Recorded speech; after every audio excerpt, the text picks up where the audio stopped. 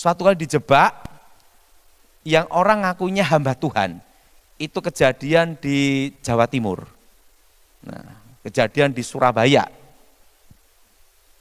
Katanya ada suhu sakti yang bisa mengeluarkan listrik tenaga dalam gitu. Wah. Dan dia itu punya menantu ngakunya hamba Tuhan. Dan waktu itu saudara, saya diminta doa. Nah, karena dia itu tenaga dalam, saya tahu kan kelemahannya. Saya doain demi nama Yesus. Tahu, pegang kepala gini dah. Saya doakan. Apa yang terjadi saudara? Ilmu tenaga dalamnya kalah. Begitu kalah, kan saya pulang. Saya ngomong, Om bertobat Om gitu. Kenapa? Karena saya tahu rahasianya. Kenapa?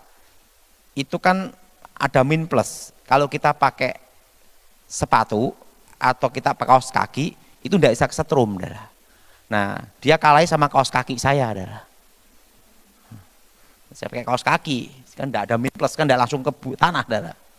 Kan saya tahu kelemahannya. Nah, saya pegang gini, dah, Om bertobat Om, ya gitu. Berapa hari kemudian menantunya ngomong, Pak Daud.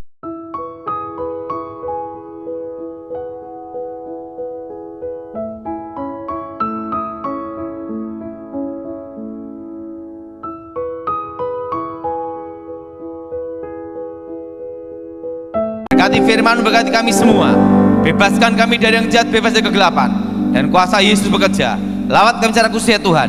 Dan nama Yesus Elohim dimuliakan. Yang percaya katakan amin. Silakan duduk. Shalom. Nah, hari ini temanya tentang percaya dia tidak dipermalukan. Amin.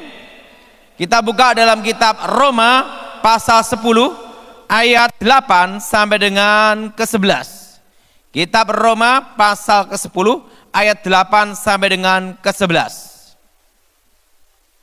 Kitab Roma pasal yang ke-10 ayat 8 sampai dengan ke-11. Saudara yang ganjil saya genap. Kitab Roma pasal 10 ayat 8 sampai dengan ke-11.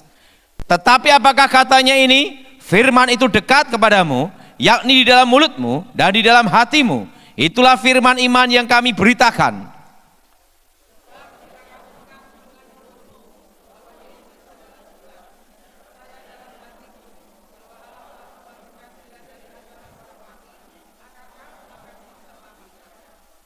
Karena dengan hati orang percaya dan dibenarkan, dan dengan mulut orang mengaku dan diselamatkan.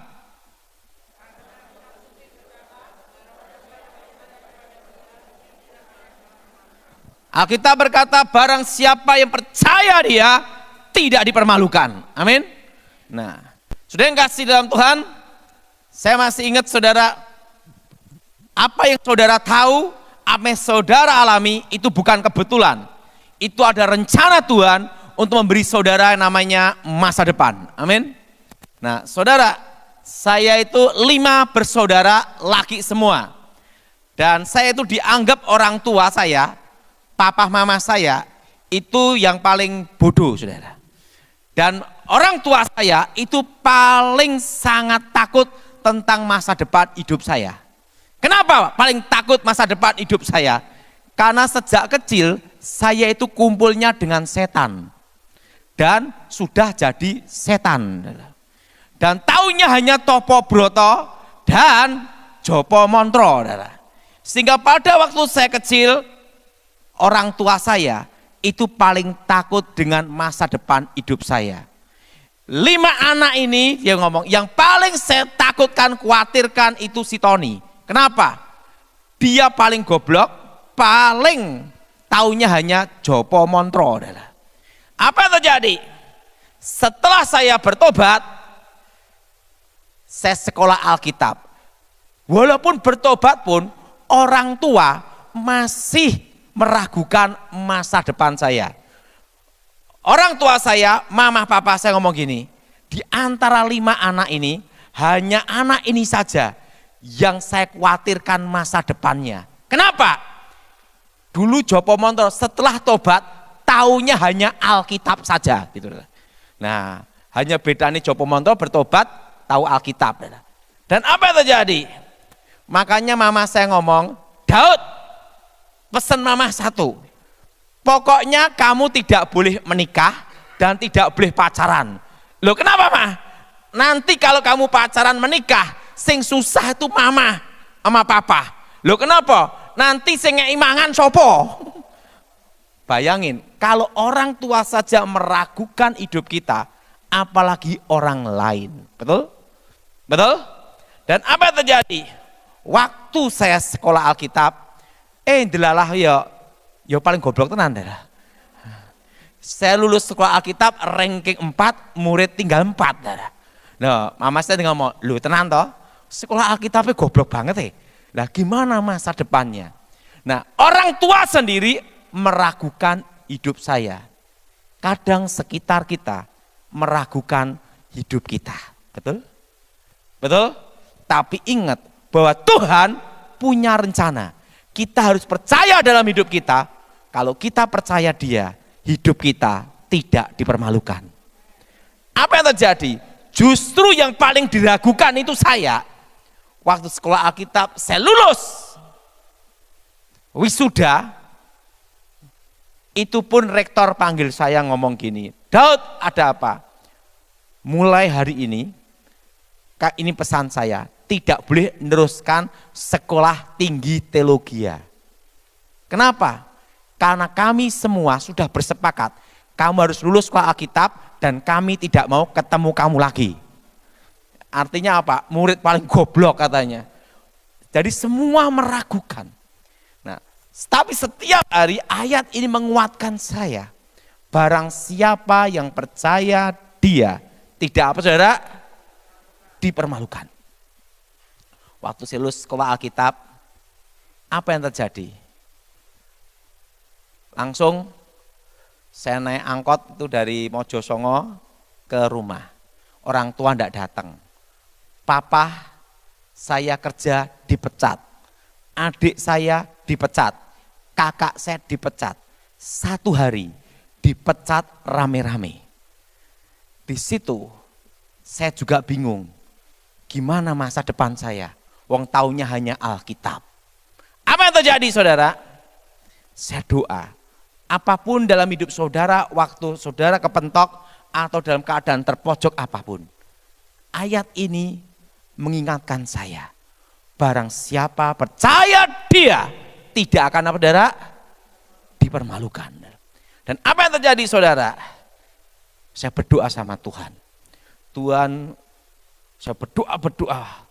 Karena saya tahu kalau semua stres, saya ikut stres. Satu keluarga gila, betul? Harus ada satu yang bangkit, saudara. Nah, yang bangkit ini yang paling goblok, saudara. Yang dianggap paling bodoh. Saya berdoa sama Tuhan, pas saya berdoa, Tuhan bicara. "Daud, ada apa Tuhan? Apa yang ada di tanganmu, lakukan dengan setia. Karena dengan tanda ini, engkau akan menang." Dan ayat ini mengingatkan saya lagi, kalau kita percaya Dia, tidak akan dipermalukan. Tiba-tiba ada plastik PP, ada plastik gula di tangan saya. Dan Tuhan beritahu, dengan tanda inilah engkau akan menang. Dengan tanda inilah engkau akan menang. Dan apa yang terjadi? Saya ngomong sama mama saya, "Ma, saya dapat suara Tuhan.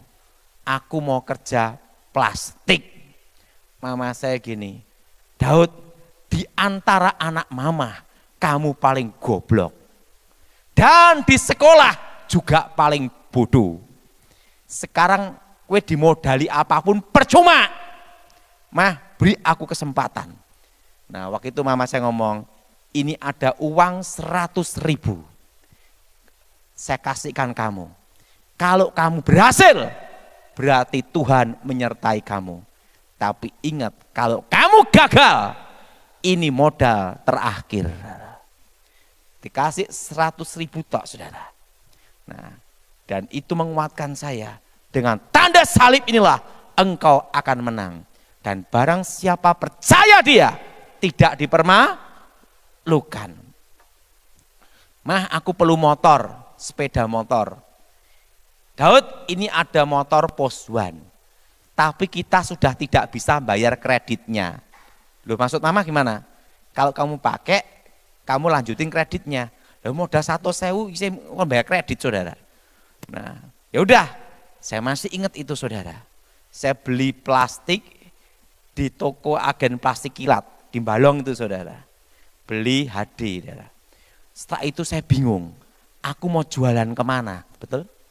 Karena saya belum pengalaman sama sekali. Tapi ada suara, dengan tanda inilah engkau akan menang. Makanya segala sesuatu kita harus berdoa melibatkan Tuhan. Dan apa yang terjadi? Saya naik motor, Posuan itu saudara, itu perbatasan Jawa Tengah, Jawa Timur, Banaran. Naik motor itu saudara. Dan tiba-tiba suara itu berkata demikian. Tuhan ngomong gini, kamu jual plastik ke tempat ibu-ibu itu. Saya jual plastik saudara. Saya jual plastik saudara, untung sehari itu 2.000, 3.000, 5.000.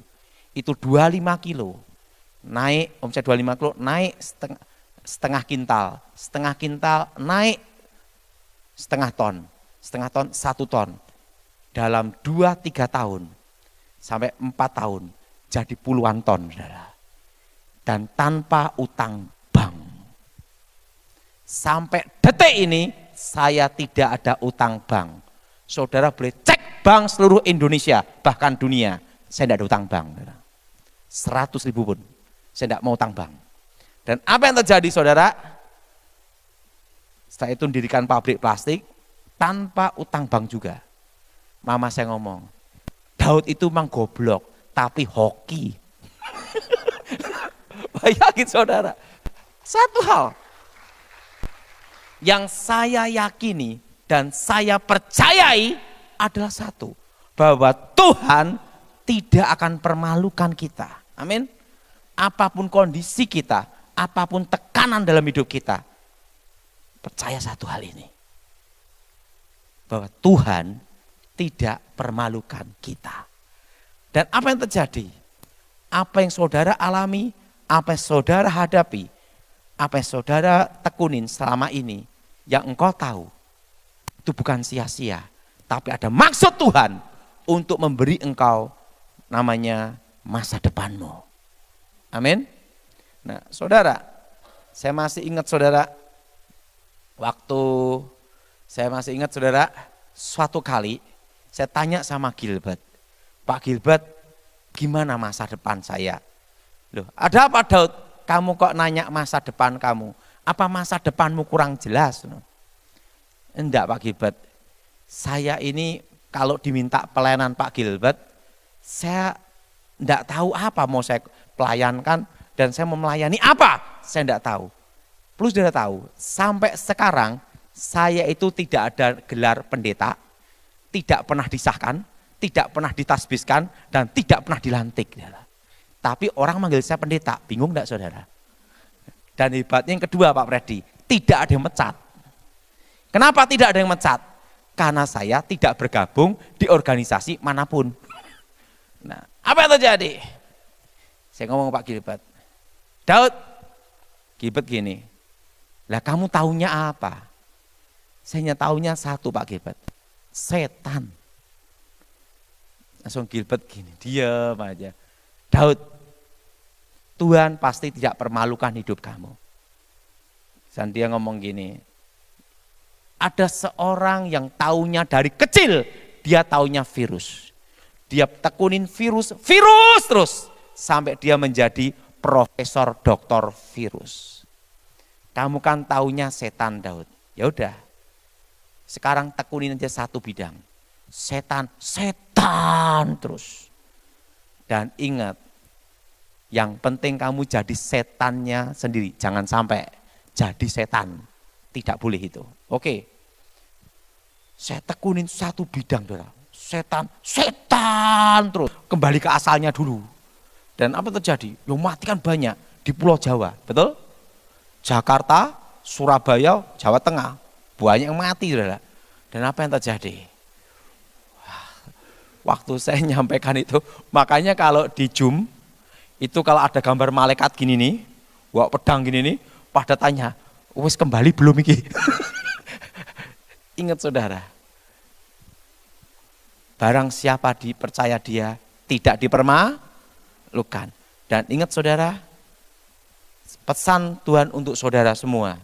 Ingat saudara, Tuhan akan memelihara kita di tengah-tengah kesusahan. Nah, dan perlu saudara tahu langkahnya apa? Pertama, jangan utang bank. Memang tahun ini adalah bunga terendah dalam sejarah.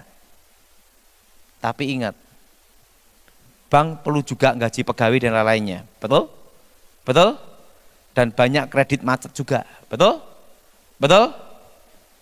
Kalau sudah ini normal, bunga ke bank tiba-tiba bisa naik. Betul? Dan ingat saudara, pertama itu. Kedua, kalau saudara ekspansi bisnis, jangan sewa atau kontrak. Kalau ada uang lebih baik beli sekalian investasi. Kenapa? Kalau saudara nyewa, itu uang hilang. Ngerti nggak saudara? Ngerti saudara? Nah, kalau beli sekalian. Dan yang ketiga, saya beritahu, saya ulangi lagi. Karena itu kesempatan saudara tinggal 2021, 2022. Ingat, beli tanah. Saudara. Apa saudara? Beli tanah. Saudara jangan mikir, Pak duitku belum ngumpul untuk beli tanah. Saudara, saya dulu waktu beli tanah saya masih ingat. Pertama kali saya beli tanah per meter 100.000. Itu pun saya angsur setahun baru lunas saudara. Penting ada niat dulu untuk beli. Kalau kita ke gereja tidak ada niat, kapan ke gerejanya? Betul? Betul? Yang penting apa saudara? Niat dulu. Dan ada niat dan ketekunan. Karena apa saudara? Nanti ini kesempatan saudara tahun ini dan tahun depan. Emas itu hanya untuk cadangan. Bukan untuk investasi. Artinya apa? Kalau kita perlu uang, jualnya cepat. Nanti saudara. Nah, karena apa? Karena kondisi seperti ini akan kita lewati. Dan tahun depan kita semua baru belajar normal. Apa saudara? Apa saudara? Tahun depan apa saudara? Tahun depan belajar apa? Normal. Bayangkan saudara, tahun depan itu baru belajar normal. Artinya menyesuaikan semuanya. Ngerti? Ngerti? Dan sekarang Delta ini sekarang udah muncul MU R1 apa R muncul lagi. Ingat saudara, ini terus akan sampai 5 tahun saudara. Berapa tahun saudara? Berapa tahun? 5 tahun. Jadi saudara 5 tahun ini, bayangkan kalau kondisi seperti ini. Percaya pasti Tuhan pelihara. Saudara, yang penting pesan saya tahu satu, jangan takut mati. Justru yang takut mati cepat apa? Mati. Amin. Saya beritahu, saya itu dikasih tahu teman, Pak Daud, nyawamu alot tenan gitu loh. Alot gimana? Saudara tahu pesawat Lion Air Mami ya? Lion Air yang jatuh Bangka Belitung, yang Jakarta Bangka ya? Iya. Saya itu pesawatnya hari Sabtu pagi, saya udah rencana disiapin tiket pulang pergi, PP pakai pesawat itu. Saya masuk ke dalam pesawat, itu pagi, diantar namanya Amal. Tiba-tiba ada suara Tuhan. Karena engkau berharga di mataku, maka sebagai ganti nyawamu, nyawa bangsa-bangsa sebagai ganti nyawamu. Ada ayatnya, kitab Yesaya. Saya lihat di pesawat itu, langsung bangun saya. Kok ada hawa kematian? Saya tiba di bandara. Saya ngomong gini, saya tidak mau naik pesawat ini lagi. Kenapa? Ganti Sriwijaya. Hari Seninnya apa? jatuh. Saya diloloskan Tuhan. Tidak jadi, betul? Langsung saya mau ganti Sriwijaya. Pertama itu. Kedua, saya nabrak motor, nabrak truk, buar di Gemawang, arah Wonogiri, arah Gemawang. Dek, tabrak, hidup lagi. Dah. Susah mati. Dah. Udah nabrak truk, Roy bawa ke surga, balik meneh. Dah. Hidup lagi. Ketiga, ketemu orang corona, bolak-balik. Yora mati-mati. Kenapa? Penting kita jangan mati konyol, sok-sokan enggak. Karena saya punya prinsip satu, kalau kita belum waktunya mati, enggak bisa mati. Tapi kalau kita waktunya mati, gosok gigi keselak odol, mati. Udah waktunya, udah berapa kali. Saya punya kawan di Jakarta ngomong, Pak Daud ini, alot nyawane, ora iso mati-mati. Saya ngomong, karena mati ada jatuh. Ingat saudara, dalam hidup ini pesan saya satu, nikmati hidup saudara. Kenikmatan hidup itu hanya ada dua. Apa saudara? Makan dan tidur, betul? Siapa yang cocok? Angkat tangan. Nah, betul? Betul? Apa saudara? Makan dan tidur. Saya punya teman gila, saudara. Hanya dari Jakarta ke Bali ngajak saya hanya satu, makan. Itu makan di Bali. Habis makan pulang. Suatu kali ada wine umurnya 100 tahun. Dia kan minum wine. Ngomong sama saya, "Barat, kita minum ini. Mau saya beli?" Itu di tempat itu ada New York Times apa gini. Saya beli wine ini, wine putih itu. Berapa harganya? 1 miliar. Berani saya bayar 1 miliar. Itu 1 botol wine. Mau dibayar teman saya ini 1 miliar. Yang punya wine ngomong apa? Anggur itu tidak saya jual. Karena sebelum aku mati, inilah wine terakhirku. Dia ngomong, apa gunanya saya punya uang banyak kalau tidak bisa menikmati wine terakhir. Saya punya kawan, punya itu asetnya dan uangnya 25T, banyak pada kita saudara, triliun. Tetapi ingat, kalau bicara pakai oksigen, engkik. Kalau ngomong, engkik. Gitu. Saya ngomong sama kawan saya, kau punya uang 25T, happy dong.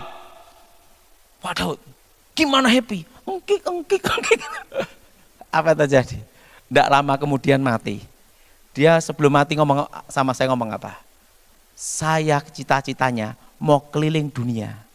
Sekalipun dia punya uang 25T, tapi tidak bisa menikmati keliling dunia. Kedua, tidak bisa nikmati makan. Jadi nikmatnya hidup, nikmati itu. Makan dan apa? Tidur. Ada lagi saudara, uangnya triliunan, tapi tidak bisa tidur. Apa gunanya? Betul? Betul? Betul? Betul? Jadi ingat saudara, orang paling kaya di dunia tidak harus punya uang triliunan, tapi yang bisa menikmati hidupnya. Menikmati apa saudara? Makan dan apa? Tidur. Orang bisa makan tidur, itu berkat Tuhan yang luar biasa. Dan barang siapa percaya dia tidak saudara malu. Saudara ingat, saudara bisa tidur, itu berkat. Betul? Betul? Betul? Waktu saya di Bandung, ada orang datang nemuin saya. Pak Daud, lidah saya ini mati rasa. Aku hanya ingin merasakan pahit atau manis saja. Kalau Pak Daud bisa bikin lidah saya pahit manis, tak bayar berapapun tak bayar. Saya ngomong, minta sama Tuhan. Bayangin, dia hanya ingin bisa nyincipin lidahnya itu pahit atau asin. Bayangin. maka saya langsung berpikir dalam hidup saya satu. Kita bisa menikmati makan dan tidur. Itu berkat Tuhan luar biasa. Yang setuju angkat tangan, saudara. Nah, tepuk tangan untuk Tuhan kita, saudara. Apa saudara? Menikmati apa saudara? Makan dan apa? Punya duit banyak, tapi kerja terus. Keluar rumah, kantor, pabrik, kerja terus. Yang menikmati hidup siapa? Pembantunya, betul? Kenapa? Itu kejadian di Surabaya. Suami istri itu kerja terus, pagi siang malam, pagi siang malam. Saya nginep di rumahnya. Saya lihat pembantunya bisa lihat film mana-mana. Kalau mau renang tinggal berenang. Lah bosnya enggak sempet. Pagi berangkat, malam pulang. Pagi berangkat, malam pulang. Ada lagi saudara. Salah satu keluarga pemilik bank, teman dekat saya. Makanya saya lihat uangnya triliunan, saudara. Suatu kali malam-malam jam 2, dia datengin ke tempat saya nginep di Jakarta. Pak Daud, saya tidak bisa tidur Pak. Berminggu-minggu tidak bisa tidur. Uangnya triliunan. Loh kenapa? Kamu kan konglomerat triliunan. Saya ini takut kalau pejem mata, pejem selamanya. Jadi saya takut mati Pak. Saya lihat ada setan. Setannya keluar. Begitu setannya keluar, dia bisa tidur. Dia ngomong, punya uang apapun, tidak bisa tidur, tidak ada gunanya. Betul? Betul? Jadi sudah bisa tidur, menikmati makan, itu sudah berkat. Suatu kali ada nelpon lagi, ini konglomerat, Pak Daud. Padahal dia itu hati-hati sekali. Orang ketemu dia aja 3 meter. Wah, pembatas jaraknya 3 meter. Saya ketemu dia 3 meter. Dan setiap minggu semua karyawannya, pegawainya, semua di swab. Dia yang paling takut corona, malah dia yang kena corona. Dia nelpon saya. Malaikat maut gimana Pak Daud? Jadi yang ditakuti satu, malaikat apa? Orang kalau pas dengar khotbah saya malaikat maut tuh bisa ada tok-tok gisopo. Waktu itu dia telepon. Pak Daud, saya kena corona Pak Daud. Sekarang saya isolasi. Aku mati po urip. Saya doa gini, Tuhan bicara, engkau tidak mati hari ini, karena engkau melihat cucu. Begitu dapat petunjuk itu, dicek negatif. Dia ngomong gini, Pak Daud, aku negatif, urip hore gitu. Konglomerat pun juga takut mati. Nah, tapi satu hal saudara, nikmati hidupmu. Apa saudara? Makan dan apa? Tidur. Tapi ojo mangan sancam terus ya, cepat mati. Harus jaga kesehatan. Mari kita bangkit berdiri saat ini.